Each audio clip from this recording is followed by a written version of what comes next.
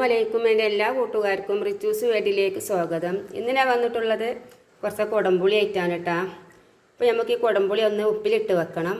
അപ്പോൾ അതിനായിട്ട് ഞാൻ കുറച്ച് കുടംപുളി എടുത്തിട്ടുണ്ട് ഇവിടെ. നമുക്കിതൊന്ന് കഴുകിയതിന് ശേഷം ഇതൊന്ന് വൃത്തിയാക്കി എടുക്കണം. ഇതിൻ്റെ ഉള്ളത്തെ കുരുവൊക്കെ നീക്കം ചെയ്തിട്ട് വേണം ഇത് നമുക്ക് ഉപ്പിലിട്ട് വെക്കാൻ.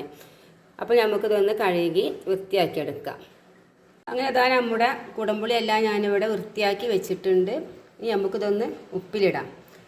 അപ്പോൾ അതിനായിട്ട് ഞാൻ ഇവിടെ ഒരു കുപ്പി എടുത്തിട്ടുണ്ട്. പൊട്ടുന്ന കുപ്പിയാണ് എടുത്തിട്ടുള്ളത്. അതിലേക്ക് കുറച്ച് കല്ലുപ്പ് ഇട്ട് കൊടുക്കുക.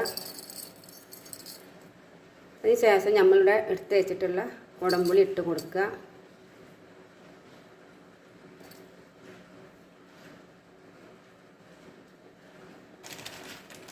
വീണ്ടും കല്ലുപ്പ് ഇട്ട് കൊടുക്കുക.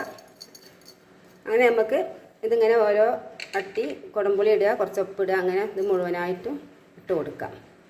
അങ്ങനെ ഇതാ കുടംപുളി ഉപ്പിലിട്ട് കഴിഞ്ഞിട്ടുണ്ട്. കുടംപുളി കിട്ടുമ്പോൾ എല്ലാവരും ഇതുപോലെയൊക്കെ ഒന്ന് ഉപ്പിലിട്ട് വെക്കാൻ നോക്കുക. ഇപ്പോൾ മഴക്കാലത്താണല്ലോ കുടംപുളി ഉണ്ടാവുന്ന കാലം. അപ്പോൾ അത് ഉണക്കിയെടുക്കാനൊന്നും വെയിലൊന്നും ഉണ്ടാവില്ല. അപ്പോൾ ഇതുപോലെ ചെയ്താൽ കുറേ കാലം നമുക്ക് കേടാവാതെ ഇരിക്കും. ഇതുപോലെ ഉപ്പിലിട്ട് വെച്ചാൽ നമുക്ക് കറിയിലെടുത്തിടാം, അച്ചാറിടാം, സമ്മന്തി അരക്കാം, എല്ലാത്തിനും പറ്റും. അപ്പോൾ എല്ലാവരും ഇതുപോലെയൊക്കെ ഒന്ന് ചെയ്ത് നോക്കുക. ഒരു കേടും വരില്ല. അപ്പോൾ എൻ്റെ വീഡിയോ ഇഷ്ടപ്പെട്ടാൽ എല്ലാവരും ഒന്ന് സബ്സ്ക്രൈബ് ചെയ്യുക, ലൈക്ക് ചെയ്യുക, കമൻറ്റ് ചെയ്യുക.